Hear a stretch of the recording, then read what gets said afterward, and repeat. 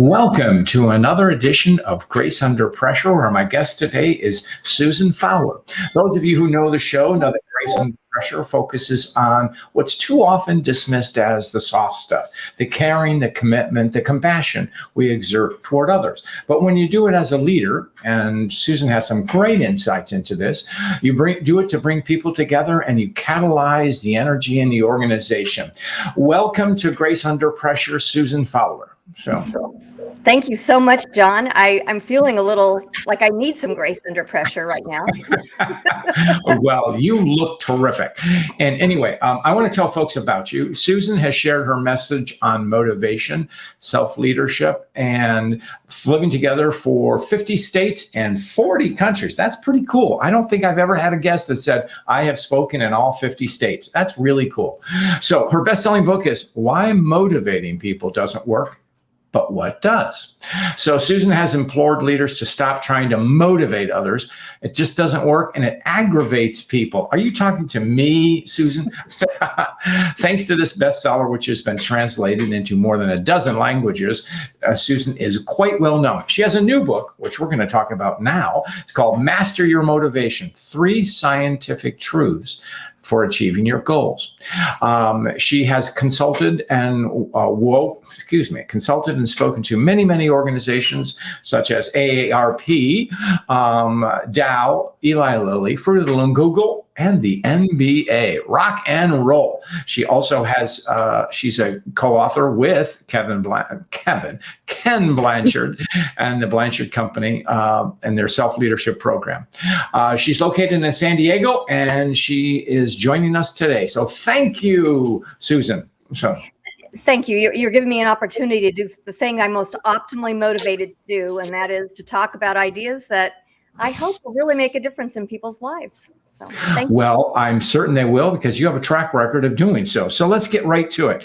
Tell me about your new book, Master Motivation. This is at least a second book on the topic. So what's different? Well, it's, people think when you hear motivation, it's such a loaded word because we've had such fluffy stuff around motivation. And when people think about a motivational speaker, they think of someone who's had an inspiration in their own life, or maybe, some type of transformation, and they're sharing it with people as a means to inspire people.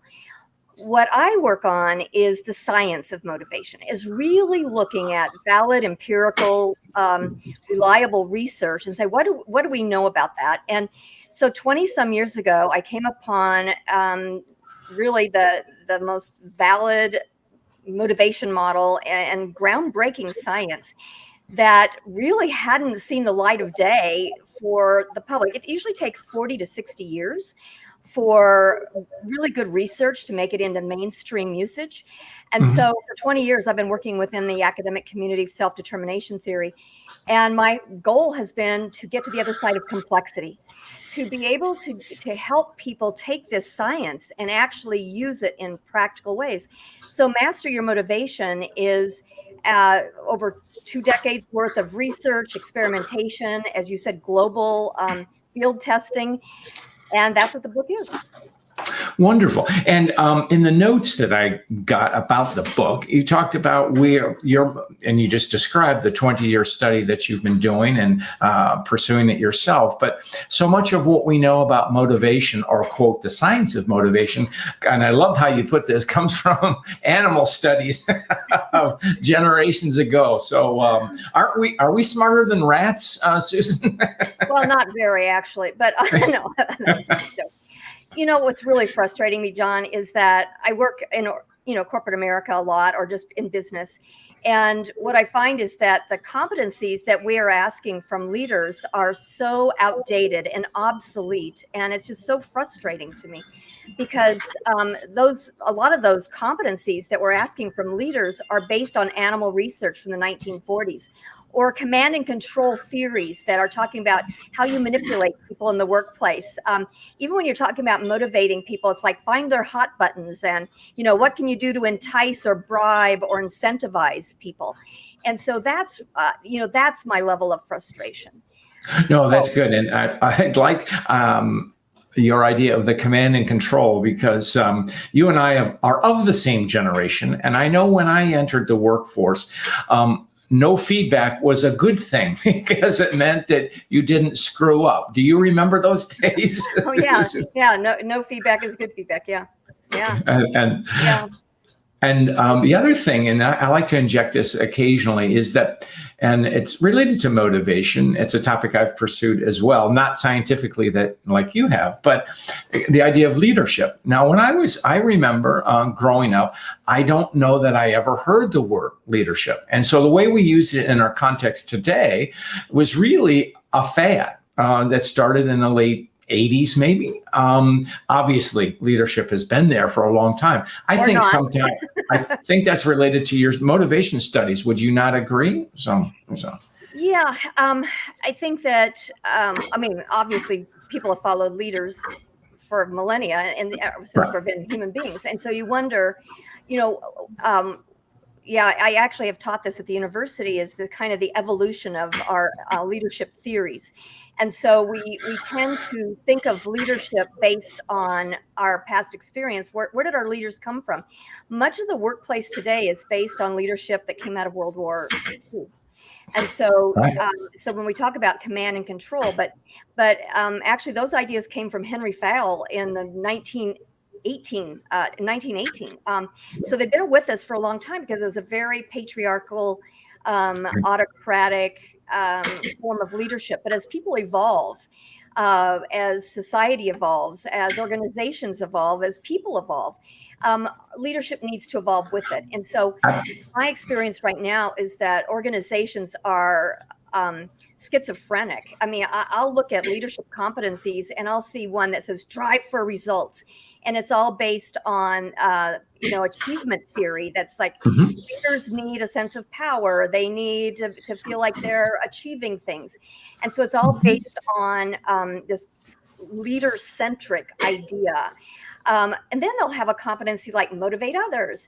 But even in the motivate others, there's this built-in idea of how do you manipulate people to do what you want them to do? How do you incentivize people? And that's a combination of control and command, or command and control, and the animal studies.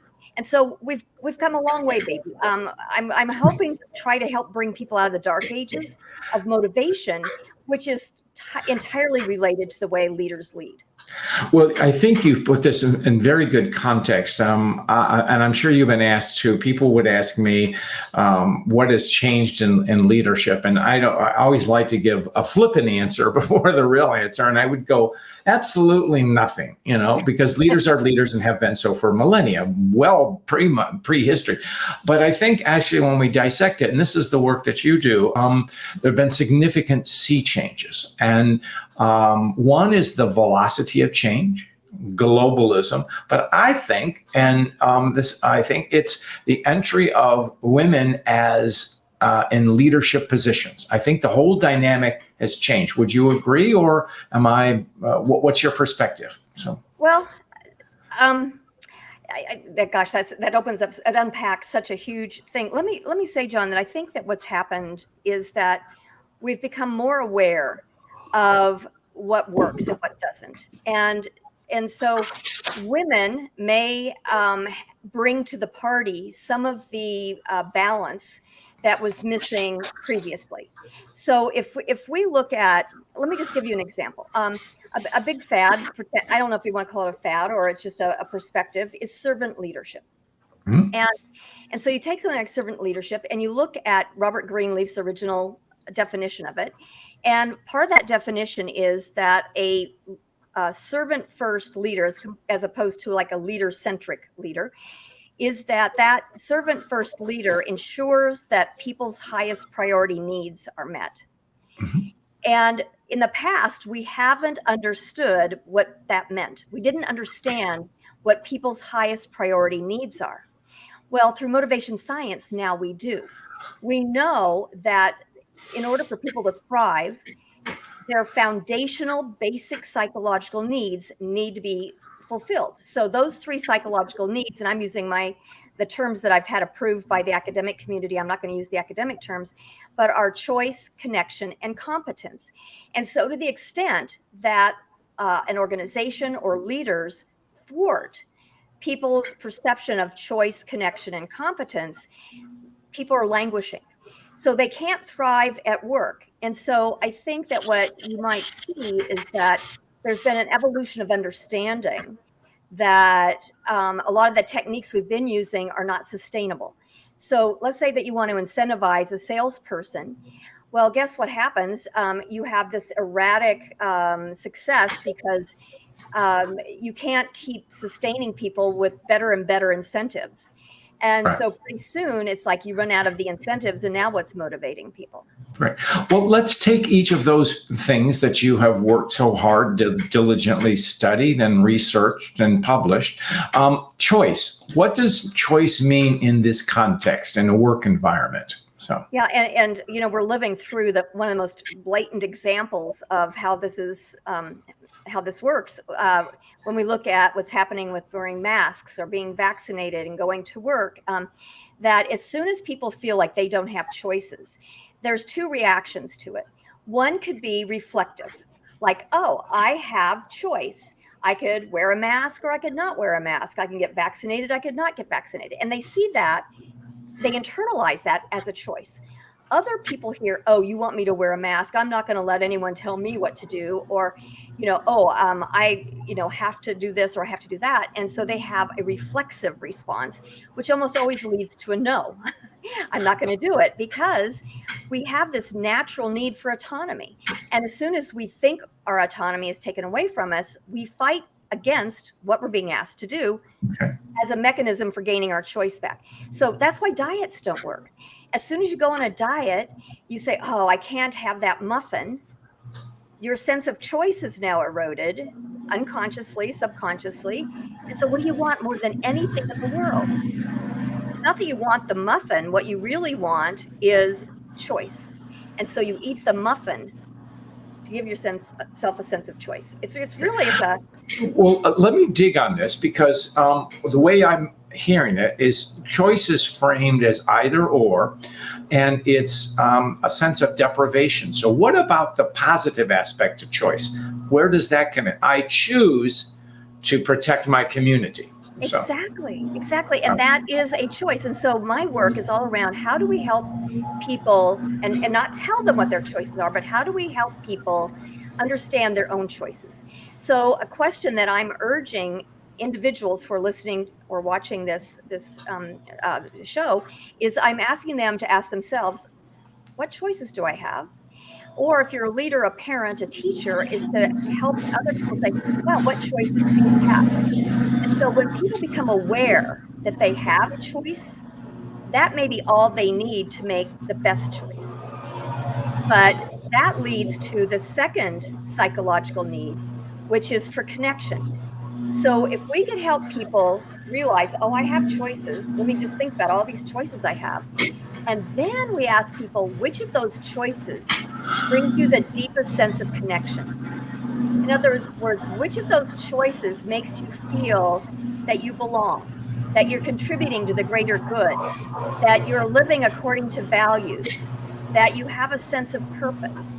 So connection is this big umbrella of interconnection with human beings, but also to this concept of a greater sense of purpose or greater good. right. And so, and now let's get into that connection stuff, because we all want to belong, or at least contribute to something greater than ourselves. That's a foundational theory that I've always heard. And so my choice then amplifies that. Am I correct?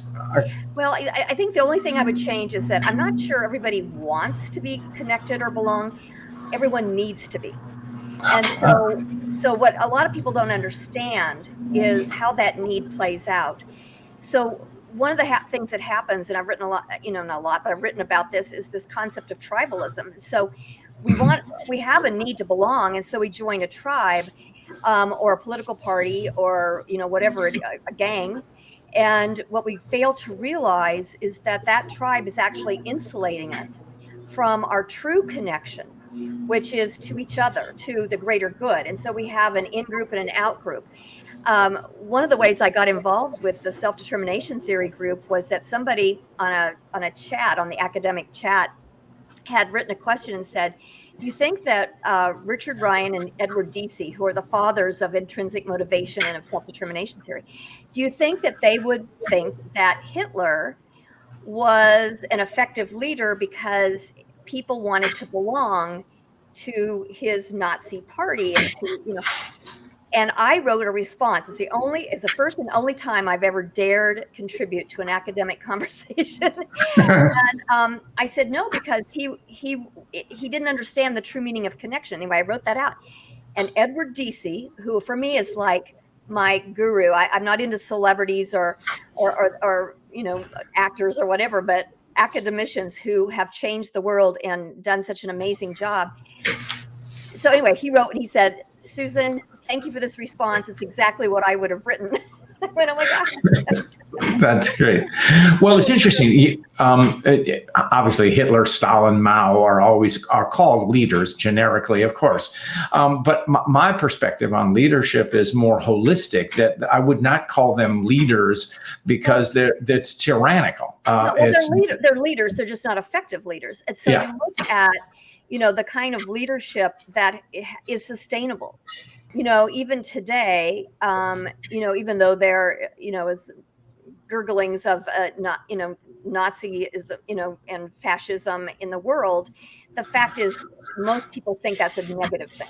That it wasn't like a sustainable. If you look at the leaders throughout history who have had staying power, it was because of the values they promoted to our humanity, to our connectedness with each other. Well, and this is where grace comes in. It's the appealing to the greater good, or as Lincoln would say, the better angels of our nature.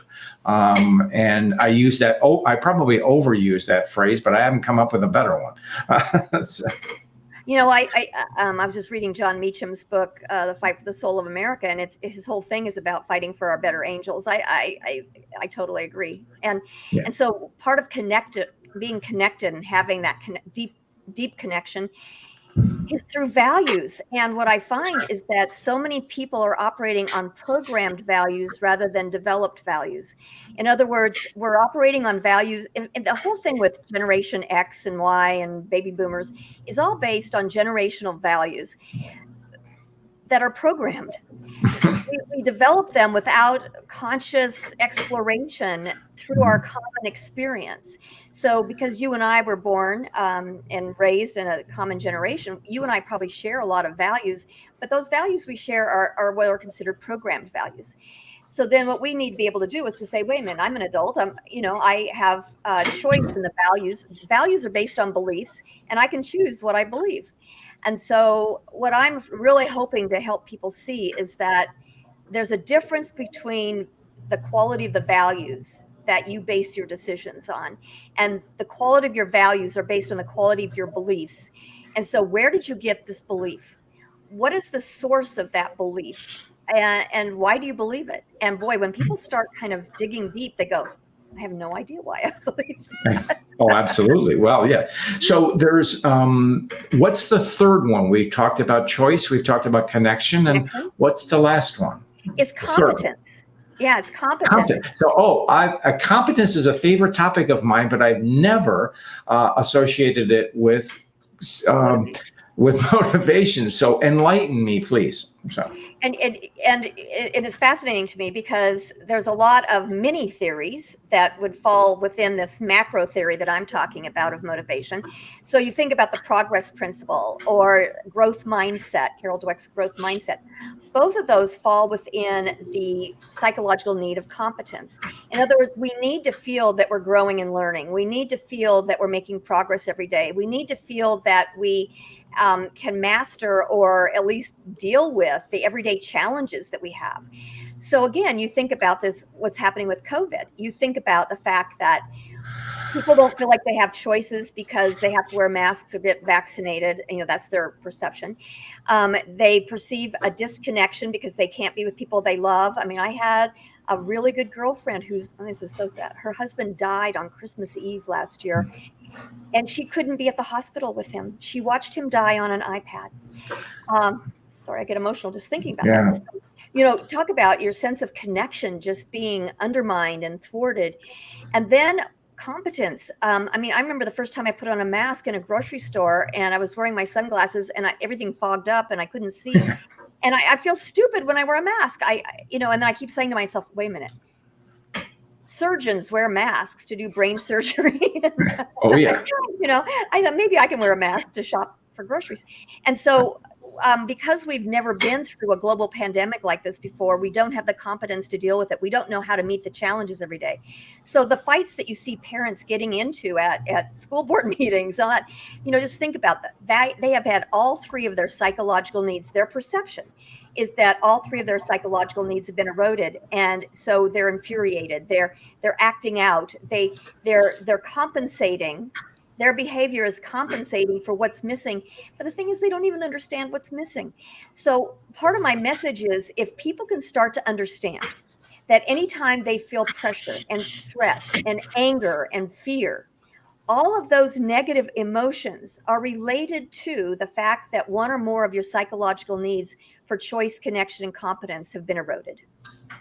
That's a powerful thing. So I'm going to put you on the spot now. And when we have when we encounter someone who just doesn't want to believe and will not accept the science, what can we do? Is there anything we can do?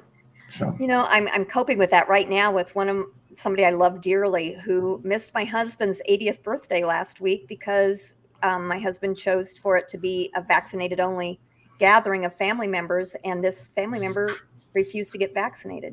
Right. And so we had some real heart-to-heart talks. And what my husband and I did was to realize we love this person. We don't ever want them to think we don't. And we also have some very strong beliefs about acting in the greater good for others. And what we had to accept is that his values are different than ours, based on a set of beliefs that we disagree with. And so he didn't come to the party, but we still are in contact with him and we'll love him. But I couldn't change his mind. I had a motivation conversation with him, but you know what? I think he'll come around because I'm not going to stop loving him. And I can't betray my basic psychological needs. I just have to say, you know what? Right now, I don't have the competence to effectively help change his mind, but I'm planting seeds that I feel might bloom or blossom here very shortly. So I don't want to, I feel like Gandhi, who, people said, the woman who asked him, how do I keep my son from eating sugar? And Gandhi said, come back in 3 weeks. And 3 weeks later, the woman brings the son back and Gandhi says, stop eating sugar. And she goes, why didn't you just tell him that 3 weeks ago? And Gandhi said, well, 3 weeks ago, I hadn't stopped eating sugar. And so it's hard for me, even though I'm in the business of having motivation conversations with people, and I've had some extraordinary successful ones, and I've taught other people how to have them. When it comes to what's happening, for example, with COVID, it's so complex that I'm still working through it I'm still working through it too, John. So I just want to be honest about that. No, and thank you for your candor. And I think what's important about any motivation or persuasion is to understand our limits. And in Adam Grant's new book called Think Again, there's a chapter in there, a physician in Montreal, and they call him the vaccine whisperer. And this is pre-COVID. And, there are parents who choose not to have their children vaccinated. And when he's around, they encourage him to meet with them. And he always begins with what you've done, is listening. And it's non-judgmental, and most people will come around. Not always. And if people are adamantly choosing not to do something, you're really not going to change their mind. And that's something that we have to acknowledge. So, well, and here's the thing that I love about the work I'm doing is it's prompting me to be a better person, to practice what I teach. Because here's the thing. in your neuroscience shows that when you are experiencing your 3 psychological needs of choice, connection, and competence, it lights up the same part of your brain, so to speak, or activates the same part of your brain as mindfulness. So the quickest way to a sense of choice, connection, and competence is by being mindful. And what I have not yet done as a human being is get over my judgment of people who are not being vaccinated, of people who are not willing to wear masks. And so I sit in judgment of those people. And it's very challenging for me with a family member that I think should know better and that I think is acting against his own good. It's hard for me to not sit in judgment. So I've not been the best person. I could probably have this motivation conversation with someone and be very mindful because I could be non-judgmental. Right. And that's, and I think you inject a level of complexity in this. And this is where theory meets practice in reality. And while I would certainly say your theory is robust, it's proven, it's all of that. The thing is unfortunately, you're not dealing with rats, you're dealing with people.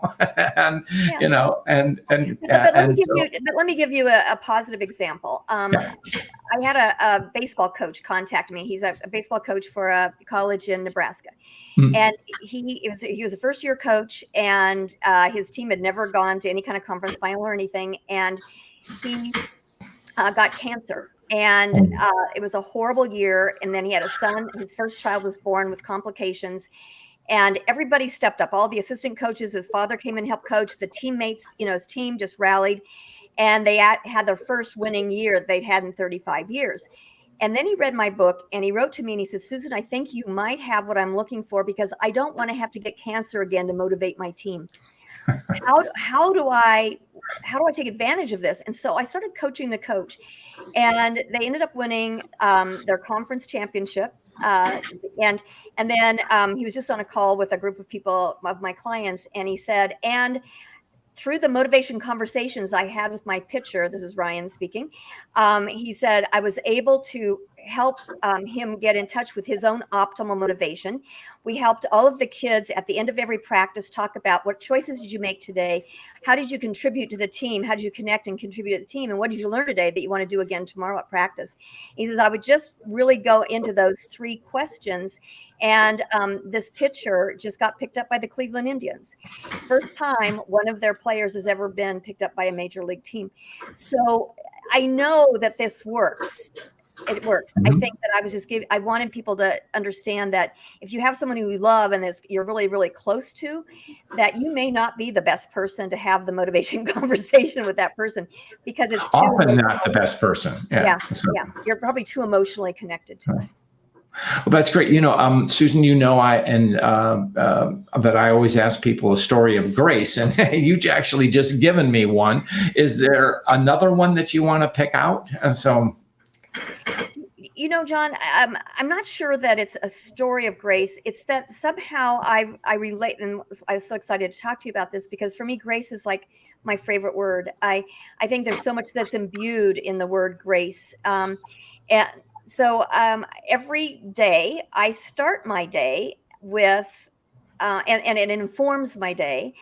My feet do not hit the floor before I get out of bed without saying, I walk in grace, generosity, and gratitude with love, joy, peace, and patience. And that little mantra sets me up for the day. And as soon as I do something that's contrary, I go, whoa, I was not walking in grace in that moment.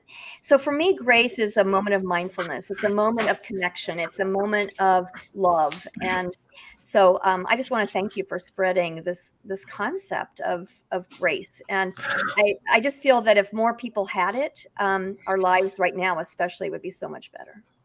Well, thank you. And, I think I've had many guests, well over 100 so far, and I think you're the first one to link grace to mindfulness. I could be wrong, but I love that idea. And I like your little mantra, your prayer every day. And if it works for you, it helps you. And you said something important, which I think is inherent in the sense of grace, is when I do something contrary to that, I know it. But here's what the thing is, which is important about grace, and I know you know this, is that you don't give up. You keep going. And grace will help you get through that day. So, Susan, this has been such a treat to have you. How can people find you? We will put this in the notes. So. Well, thank you for that offer. And you can find me at www.susanfowler.com. And yeah, and I hope you'll go to the website. There's a lot of wonderful resources, and I've just started a new company called Mojo Moments, and so we're about to launch that website. So hopefully in the next couple of weeks, you can go to www.mojomoments.com and learn all about the offerings that we have to teach people how to have those graceful moments and to be optimally motivated at work. Well, this is important work now, especially now, Susan. It has been such a pleasure to have you on the show, and I thank you for your time. And with that, we're going to close out. Thank you, John.